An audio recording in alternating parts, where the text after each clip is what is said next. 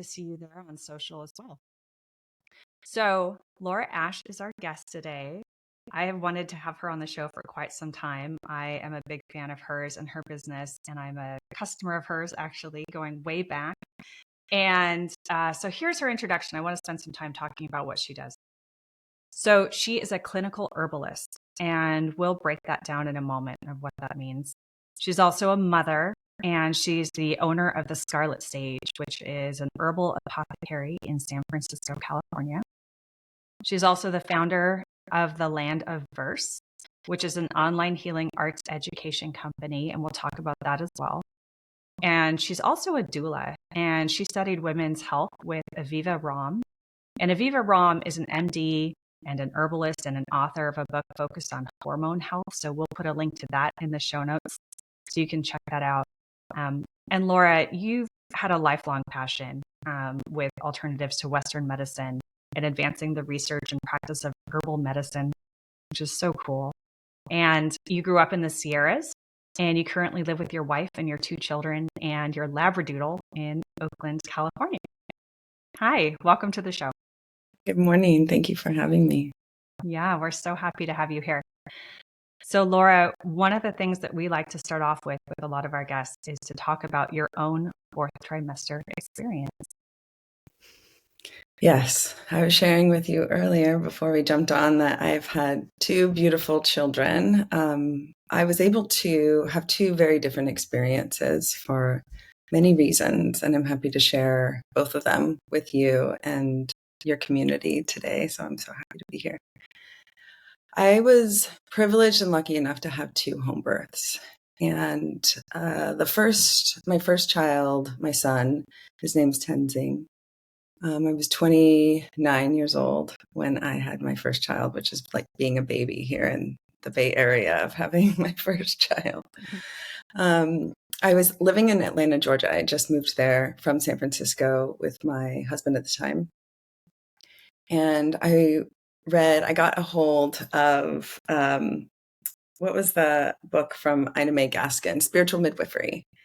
And a friend of mine, because I was looking at hospital births, I was looking at birthing centers, she said, you should read this book. And it was a total trip, all these rushes, talking about rushes versus contractions. And I was really interested. And as an herbalist, I'd already been an herbalist for many, many years. I was definitely open to a natural birth, but home birth's illegal in Georgia.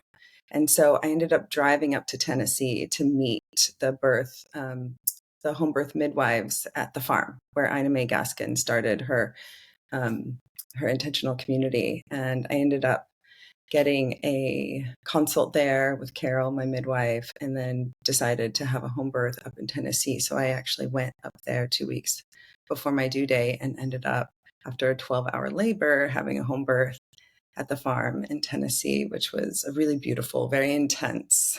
It was not rushes. Let me just say that. It did not fall in that spiritual midwifery. But then immediately afterwards, I was able to stay there in what they have, these little cabins in their community. I was able to stay for 5 days. And then we drove back home to the suburb of Atlanta where we were living at the time. And so my postpartum journey really started there. It started with my husband at the time and my son, and I was able to nurse immediately. 45 minutes after he was born, he latched very easily. And so nursing, thankfully, was very, very easy for me. I had an overproduction issue, and I didn't realize what that was until about 5 days in, where I was like, I am having such an intense time with this. Thankfully, mastitis never happened, but I can get into that because that happens about a month later. But my postpartum journey was really started there in my bed in the cabin with my son and my ex-husband. And I absolutely was hit over the head with a hammer, did not realize how exhausted I would have been. I now describe it as you're running a marathon, bleeding on the side of the road, and then not sleeping for 2 weeks. It's like that's labor and that's postpartum. And people really don't talk about it, which is why I'm so excited that you talk about this. I say this often to a lot of customers that come into Scarlet Sage looking for post-birth support, post-birth herbs. I'm like, you are going to be exhausted and bleeding the whole time. And people don't realize that they absorbed, or they didn't break down all of this blood, 50% more blood when they're pregnant, and they're actually losing the majority of that blood within a couple of weeks after they birth, plus a lot of blood in birth as well. And I think that is so deeply exhausting in and of itself, of healing from the actual labor. So right after I had my son, I was able to sleep a little bit, and then woke up and had to sneeze. And then I had a huge hemorrhoid come from the sneeze. So I learned right away to use my sitz bath. So I was able to make my sitz bath. Thankfully, I had it with me. And one of the best pieces of advice I got from my midwife is to put sitz bath on pads, post-birth pads, and freeze them and have a stack of them in the freezer. And so you can put them directly on when you're wearing a pad. You have to wear pads so much after your birth. It's wearing it would cool down all this inflammation. But then as it's thawing out, you would be sitting in your sitz bath. So you're not sitting in a warm tub, which is the last thing I wanted to do. And so I was having these frozen sitz baths, which I say, hopefully your reader's okay with this. It literally saved my ass, because it was cold. It was all the herbs that are astringent, so it helps that hemorrhoid heal. And then I couldn't walk for a few days. I labored a lot on my legs and standing up. So my legs were really atrophied. And so I actually had a very intense postpartum healing, because I was just so deeply exhausted from a natural labor that I was mostly standing the whole time. I did birth on the bed, on my side and on my back, which was also really hard. My son had a very large head. So that was my first labor. Immediately afterwards, I would probably say I was clinically depressed during my pregnancy. I was very sad, very challenged by me moving from San Francisco to Atlanta. While I was pregnant, I felt very alone. And so after my birth, I would say I felt better. So I'm not sure if I had postpartum depression, but I absolutely had pregnancy depression, which I know happens in about 30% of people that are pregnant, which we don't talk enough about as well.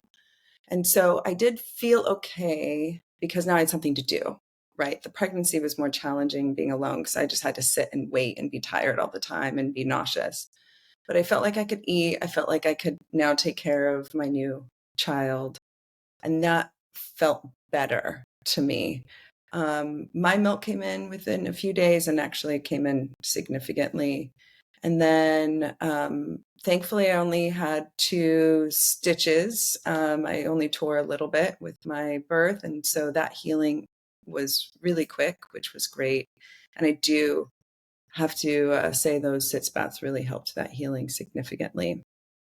But that was my postpartum experience with my first child. Yeah.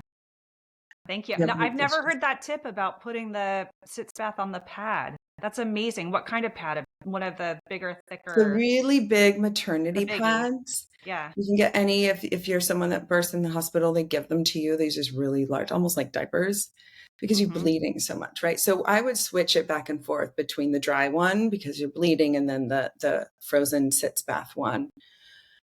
It was so phenomenal. I've had a few midwives tell me, "Oh, no, no, no, never put anything frozen after birth on your perineum." And I was like, "Have you ever had a child?" I need to know if you've ever had a child naturally, vaginal birth, because the last thing I wanted to do, and I'm curious if you had the same experience, or some of your listeners had the same experience, was sit in a tub with hot water, because I was so inflamed. And so I was so grateful. I wasn't ready to take an actual sitz bath with warm water for probably 2 weeks. It was just too painful, too inflamed. And I'm a small person, and I had a child with a 98 percentile head. So I feel like I had a lot of inflammation that my body was healing from. So it was really phenomenal, actually. And I have many, Yeah. many women and people, post-pregnant people, come to me and share that they were so grateful for that tip.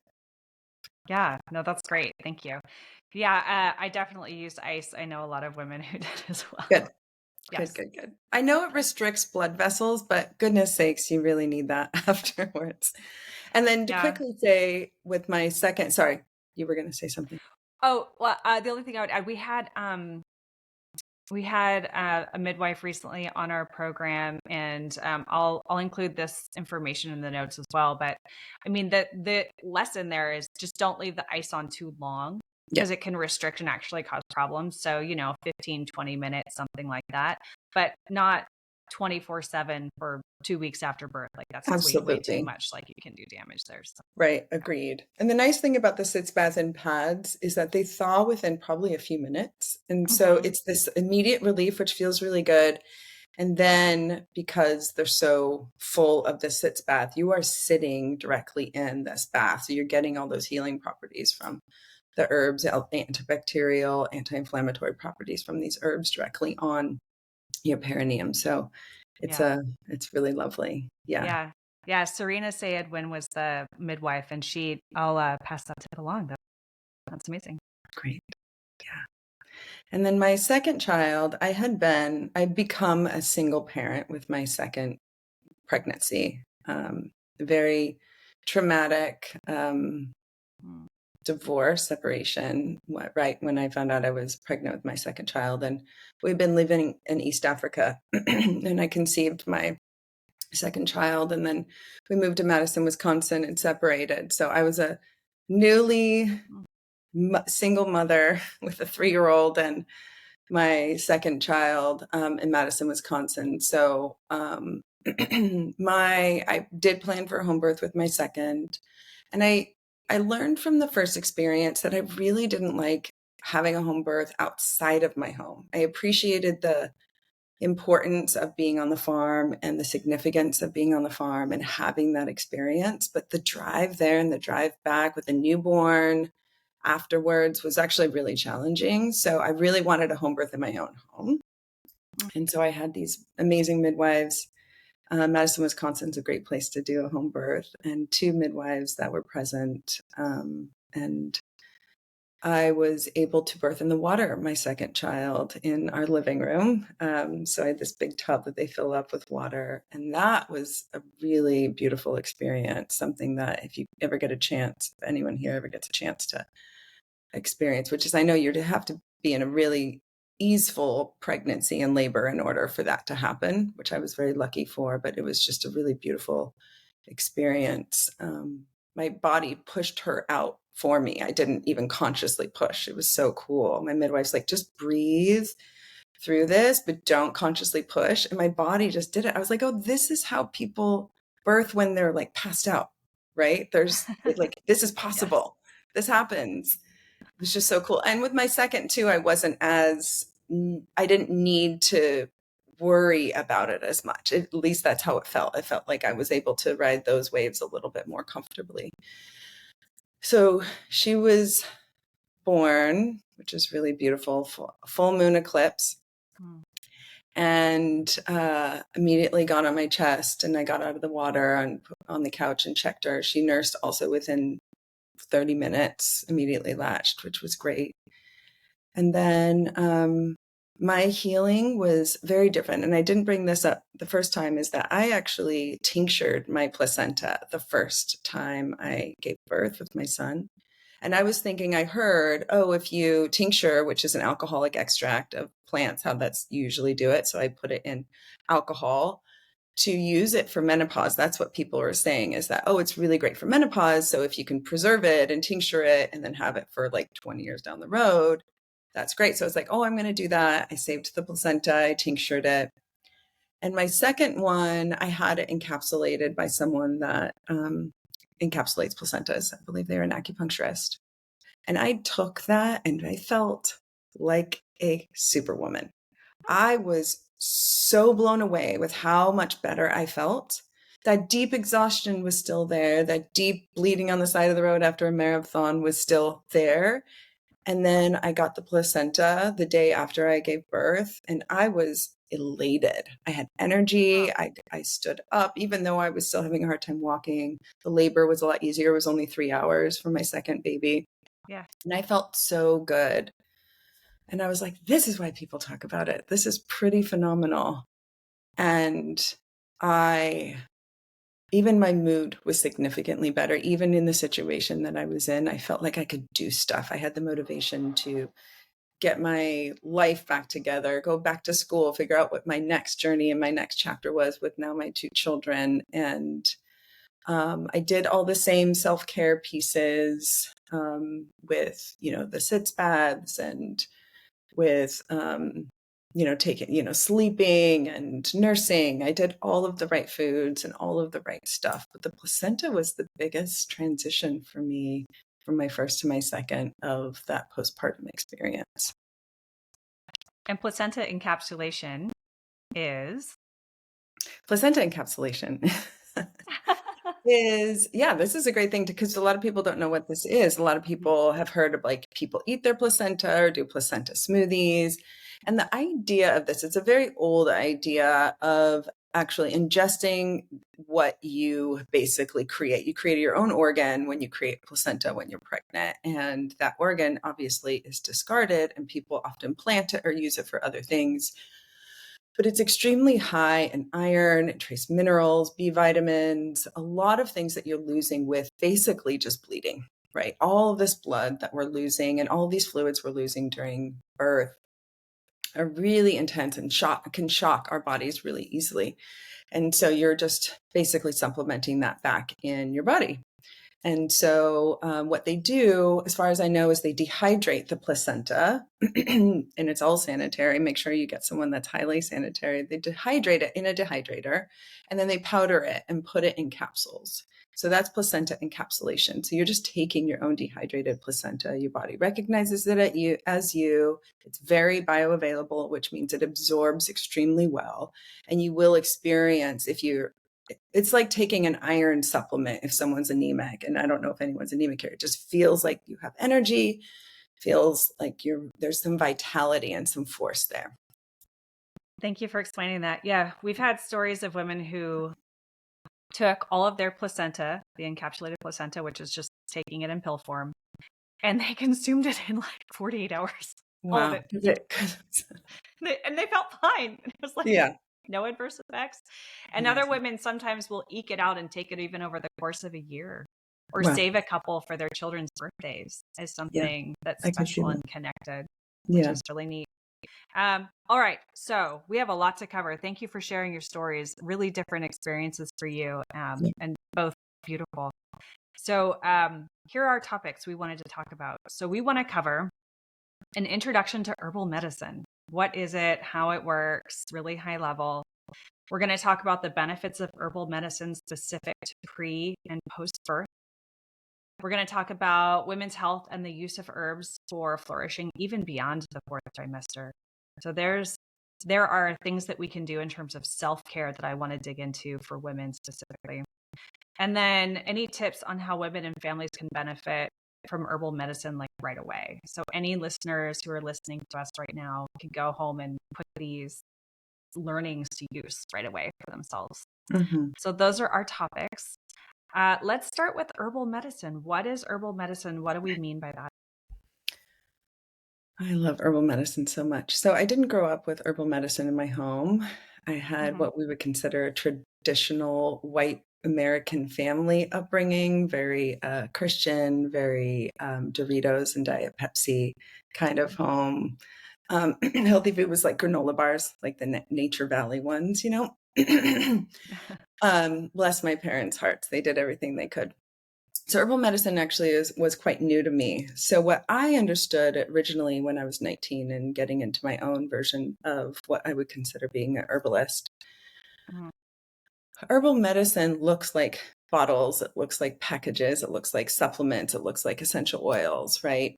But really all of our ancestors were herbalists. So herbal medicine is the origin of what we would consider medicine today.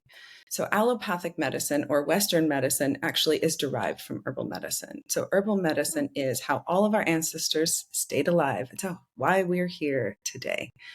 It's been used forever by animals and by humans. And really only the last 100 years, we've got what we consider Western allopathic medicine, which is modern medicine.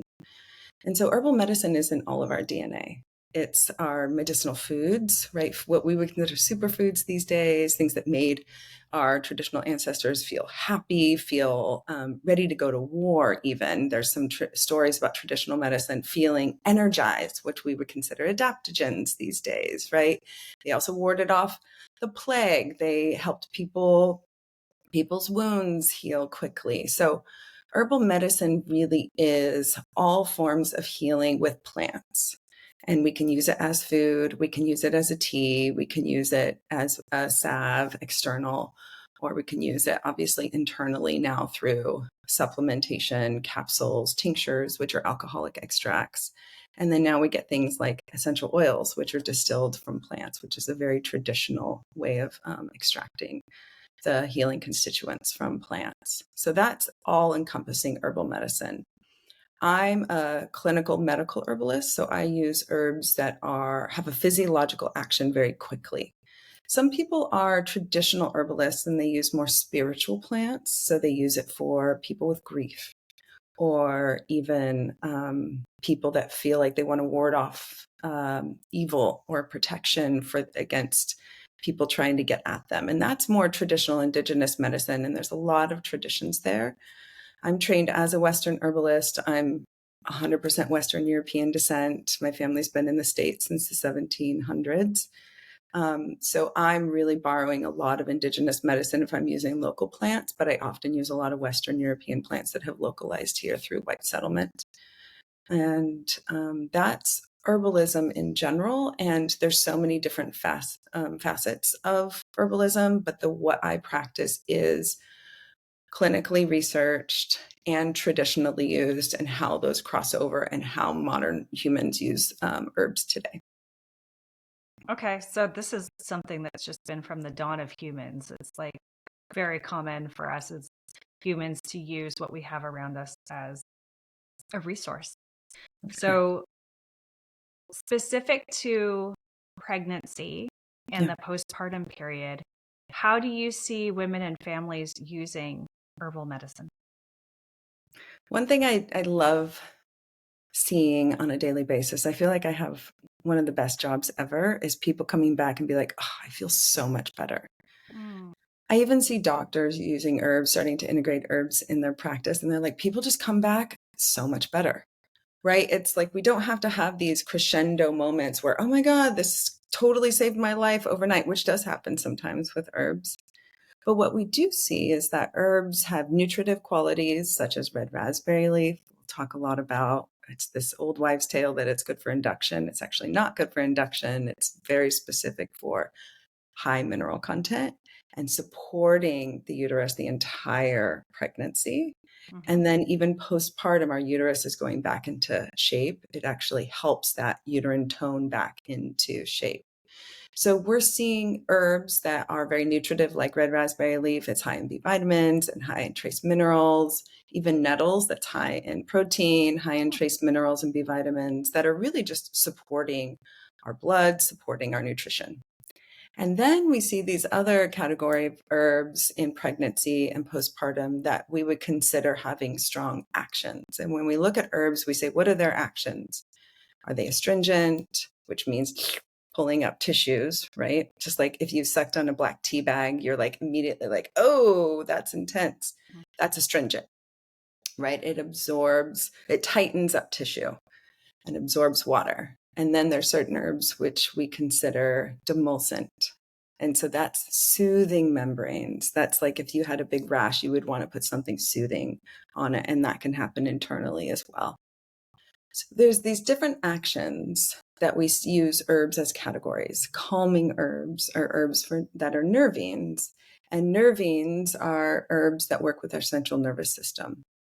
And so anything that we see with pregnancy, we can do some general herbs for everyone. So we'll use their tonic herbs, red raspberry leaf, nettles, to really support that uterus, support that nutrition, support nursing, because we're really feeding our body. And then those actions are really supporting our detoxification pathways gently to make sure we're still moving anything we need to move through our bodies on a daily basis. And then we want to have calming herbs because it is very stressful Very stressful transition. And I love these herbs. These herbs are called nervines. They calm down the central nervous system. And these are herbs like lavender, which is a very, red carpet herb. It's a Beyonce of herbs. And lavender is used in essential oils. It's used in dried form. You can grow it, you can smell it, you can put it in a bath, a couple drops. It's very safe on the skin. It's very safe for babies. So we really like lavender a lot. If you're using the essential oil, you just dilute it if you're using it on your baby, and it's very calming. And chamomile is one of the best nervines we have, and it's safe. What one of my teachers says, it's safe for children of all ages. So really good for calming. I like actually what I did with my children is put chamomile tea. I made a strong chamomile tea and poured it in their bath.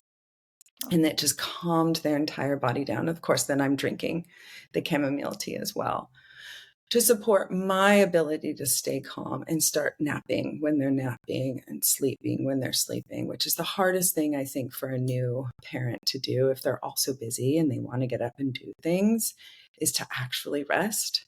And so nervines are definitely your jam postpartum for sure.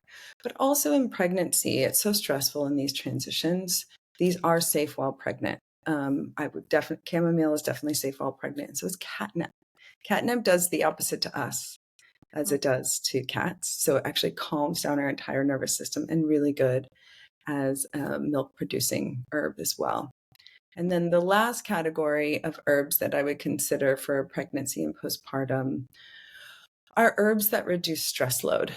And the safest ones to use without any adverse effects, if someone has autoimmunity, we're always aware of adaptogens with anyone with autoimmune disorder. And adaptogens are really reducing cortisol, helping our body break down cortisol. So we know cortisol is the stress hormone, and it can cause a lot of havoc. Burnout is one of them. If we have a long-term cortisol, inflammation, digestive distress, obviously that can lead to other major things down the road if it continues. And adaptogens have been used forever, have the best research of adaptogens through traditional Chinese medicine. But some of the best category of those and the safest for pregnancy and postpartum are mushrooms, and very popular these days. I'm not talking about the psychedelic mushrooms. That's a whole nother podcast if you want to jump into a different one. But I'm talking about medicinal mushrooms that are amazing for this foundation of health. And I really see mushrooms, if we look at a pyramid of how herbs are used, and that foundation at the bottom, which is immune system, right? It's the core thing that keeps us getting up on our feet faster, reducing or healing from any of these like tissue tears from birth, from trauma, from injury. Our immune system's the thing that's coming in and cleaning things up. It also keeps us from getting sick all the time. It gets us out of bed when we're feeling a little unwell. We know we can do it. It's that deep sense of resilience. That's where mushrooms hang out. So reishi mushroom is one of the best ones. Keep that deep, strong resilience and deep immunity. And that's one you would take daily. And that's the one that you could put in your coffee, put in your tea, make in a broth if you want to. Easy to find these days. Thankfully, mushrooms are really popular, so you can absolutely take it in a lot of different forms. And it sounds like these are going to be useful not only pre and post birth, but can continue to help women flourish, kind of going on to the next topic, even for the long term, even beyond that. So, and all genders. How does that look? Yeah, all genders. Like we had a pregnancy tea out as a sample the other day at the store, and we had to put on there for everyone. And all these people, men identified and older women, and they're over 60, are like, oh, that's not for me. I'm like, we need to change this title to the tea that says high mineral tea. Right. Because what it is that it's so supportive of us as humans. We evolved with plants. It's the only way we're here. The most successful humans, which are Homo sapiens, had a diversity of food, which is why they survived so well. They were able to eat a lot of plants, a lot of meats. They were able to get nutrients from a lot of things. And because of that, we have been a successful species. And I work with indigenous communities, and the Maasai in East Africa, in the highlands of northern Tanzania, have studied herbal medicine from the animals. They watch the seeds they eat. They watch what the giraffes eat. They watch what the birds eat and the elephants eat and use. And so we have this tradition with herbal medicine that is for all times of life that I think it's often easy to forget. And it's often deemed as witchcraft if someone uses herbal medicine. And I have a vendetta around herbal medicine because of the cultural view that it can have when I see people getting better every single day and living their best life every single day because they're integrating it, even if they're taking medication, even if they are on chemo, even if they are choosing a C-section planned birth, they are going to feel better and they are going to heal quicker if they start using and integrating herbal medicine into their life. Mm-hmm. Yeah, the negative connotation seems a little old-fashioned at this point. I I mean, know, I agree. But people are still yeah. there. People are still there. Not everyone, but people are still there. Yeah, listeners, open your mind. It's time to embrace alternatives that are safe, that are not like jumping to the deep end of other kinds of medication. Also, our bodies are very intuitive, and we have a lot of what we need inside of us to heal. Mm-hmm. And I'm a big believer in that. And our power of thought and our power of thinking. We have so much power inside of us to influence our mind and our neurons and our hormones inside of our body. So I think that there's an interesting question that we could pose for listeners around what are the possibilities for my body and for being healthy? Yeah. What? And one of the things that, to add to your point about positive thinking, what I see herbal medicine do is, let's say you are a clinically depressed person. Mm-hmm. And that positive thinking feels like it's so far out of your realm. I see herbs as that bridge to even get to that point, because they can help increase GABA, which is that quieting of that anxiety, quieting of that monkey mind. I see them as this bridge of getting to the point where you can get out of bed and go look for a new job, right? And these are herbs that help support you. So there are these in-between bridges with the goal of wanting to get to that mindset, the goal of wanting to have enough energy to go look for another job, send that email, connect with friends that you want to feel connected to. They really can help shift these, what we would consider energies in our body, that we feel like it's all us. And a lot of it is because we're depleted. A lot of it is because we're not getting the right, nutrients. A lot of it is because we're exhausted. And how do we support our body to kind of get up that things that are really good for us and do feed our soul and our purpose in this life? I've seen herbs really shift people's chronic anxiety significantly, so they are living their best lives. And that's the piece that I think people forget, is that there are great tools to get to the other side of not needing them every day. Right? They're not medication. You don't have to take it for the rest of your life. Actually, the more you take herbs, the stronger they get. Your body's being trained to find those new neurotransmitter pathways. If you're taking it for anxiety, your body's trained to, or your digestion is healing, taking herbs that are helping your digestion heal, right? It's not forever steroids where if you stop taking them, everything goes back, right? It's very different in that way. It works with our body's own healing practices. Yeah, agreed. So now is the time where I'm going to put a disclaimer out there, which is, so first of all, don't interpret anything we're saying as not to consult with your doctor. We wholeheartedly encourage anyone listening, if they're interested in using Always. herbal medicine, consult with your medical team, with your physician, your midwife, talk to your support, your medical team, support team, so that you get the okay to move forward, because everyone's different around this. And also, we are believers in using what's right at the right time for your body. So we're not saying forego other types of medicine, other types of Western medicine necessarily. Go to your doctor. If you break your arm, you need to go get that set. There are Please don't degrees. come to me if you break your arm. No. So just want to make sure we're clear on that point. The point is about being open to the full spectrum of how you can use herbal medicine as a layer in your self-care and as your medical care, and Absolutely. how that can be appropriately integrated into your health. The majority of clients that I have are on medications. And so a good Mm, practitioner will know what drug or interactions exist. And integrative medicine is the future of medicine. It is mm, the ability to take care of ourselves. And when a Western medicine is needed, it's needed. And we say yes to that. So I think the yeah. team of caregivers is a lucky thing to have if you have access to it. But do the research. You'll know if those medications, if you're on medications, or a doctor puts you on medications and it works well for you. The research is out there of which herbs you shouldn't take when you're on it, and it's very straightforward. So, and a good herbalist will work with you on that. Perfect. So as we wrap up, let's talk practically for a moment.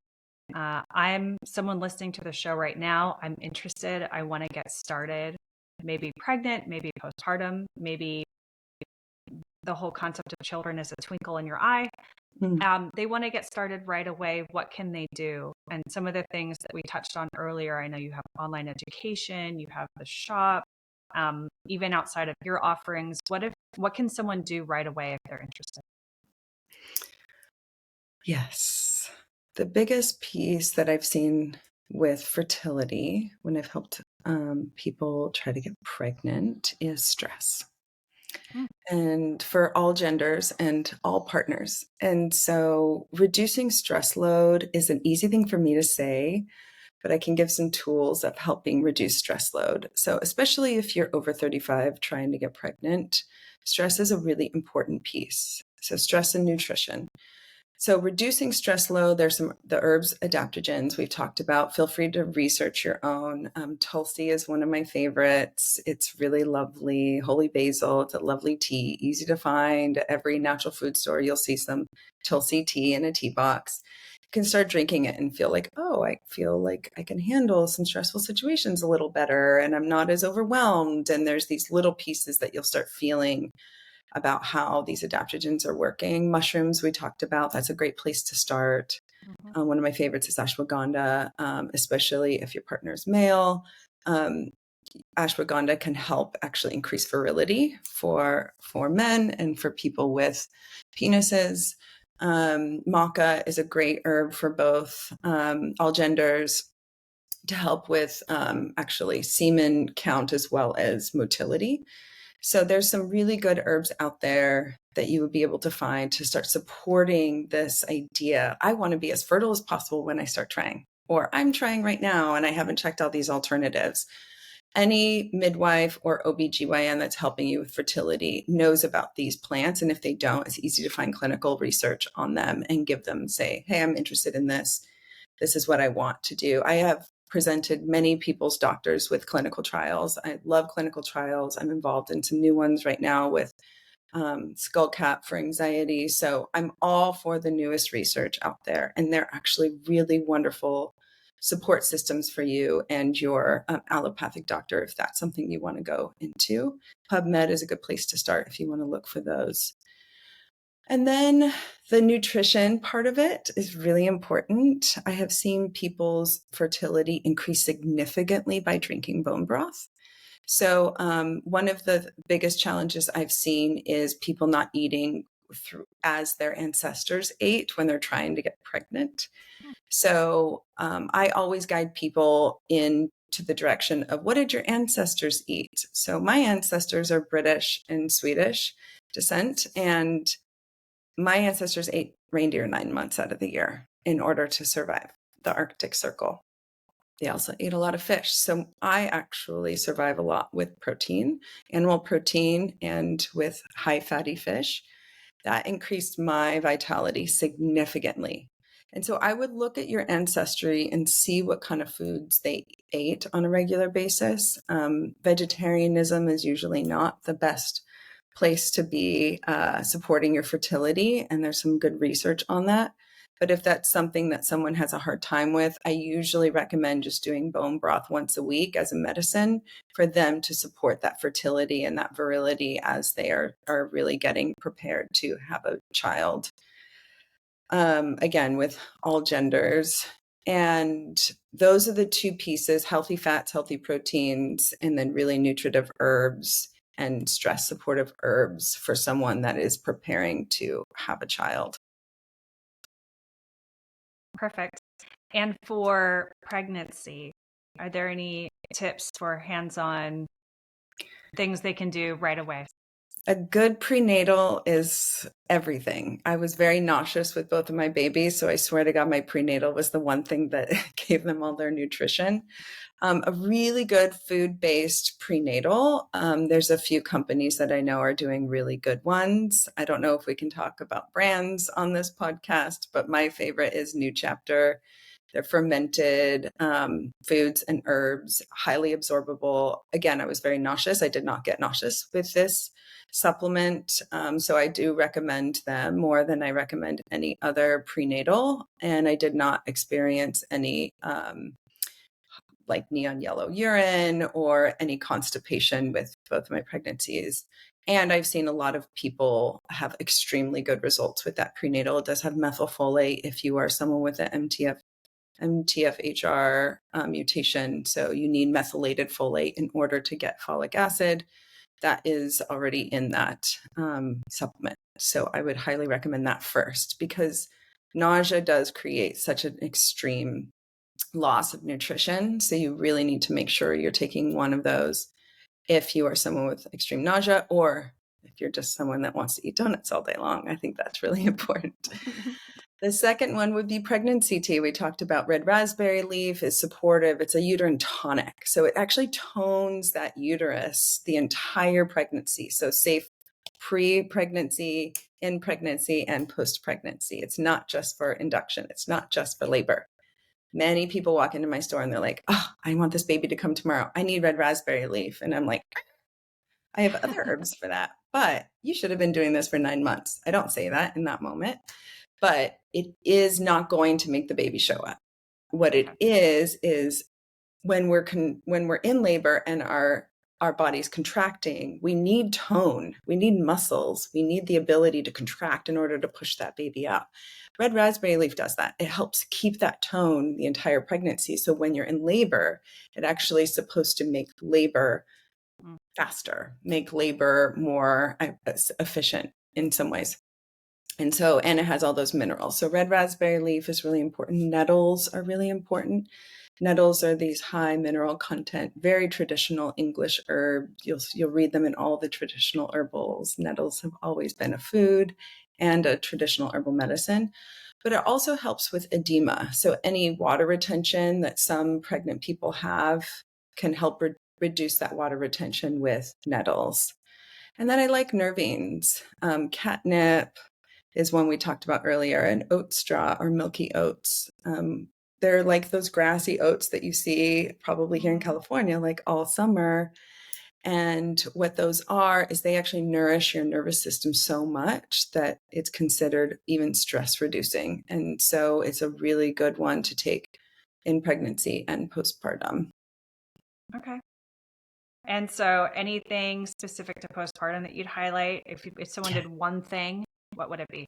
Ooh, postpartum one thing. That's a tough three one. things, or your top. Well, I always make sure you have lactation herbs available, because underproduction can be so scary for people about to nurse. If you're nursing, blessed thistle is one of the best herbs, and goat's rue is one of the best herbs for milk production. Hops are actually one of the best herbs for milk production. And I'm so glad hop waters exist now. So make sure you have some of those in your fridge, because if you need extra milk production, hops is really good. And hops are also calming, and they're a really good nervine. Hence, beer makes you very chilled out. And so hops are a really good way to get that postpartum support for milk production and calming your nerves. And then I would say any sitz bath herbs. So really using those astringents. So calendula is one of the best herbs externally for any scarring, any wounds, any tears that you might have. your perineum or your vagina, you can use calendula salve, which is basically like a beeswax olive oil salve cream with calendula. Calendula increases healing. It helps stitch skin cells back together, and it reduces scar tissue. So sometimes if people have a C-section, they can actually drink calendula tea internally. It works with our lymph system. It's very good for our lymph, but it also helps heal that scar tissue, reducing that scar tissue internally as well. Wow, that's amazing. So I'm going to take the opportunity to share that you have very generously offered to give a discount off of all the products on Scarlet Sage, 10% off using the code FOURTH, FOURTH, one word, FOURTH. So please, if you're interested in trying some of these things today or later, remember that and use it and see what you think. I'd love to hear your feedback. So would Laura. Let us know. She also has the online courses, I think, both on the Verse as well as I think I saw on Scarlet Sage, and some of them are free. So some of them are absolutely 100% free. You can go do some online education around herbal medicine if this is really piquing your interest. Go deeper, go find out more. Check that out. And then we will have all of this information on fourthtrimester.podcast.com as well. The site to go to for Scarlet Sage is scarletsage.com. And for the online education beyond that, you can go to landofverse.com. You can follow Laura at the Scarlet Sage on Instagram, as well as at Land of Verse. So we'll have links to those on the site as well. And there's even a special collection of pregnancy post-birth products. So you can go, we've talked about a lot of them today, but you can go and find that collection on scarletsage.com, which is really neat. This has been absolute gold dust. It's been amazing conversation and a lot of great practical information that women and families can put to use right away. And in fact, even beyond women and families, everyone, it sounds like, can put to use right away for using herbal medicine in their lives. Thank you so, so much, Laura. We really appreciate you having you on the show. Thank you. Thank you so much, Sarah. It was lovely. Thank you. All right.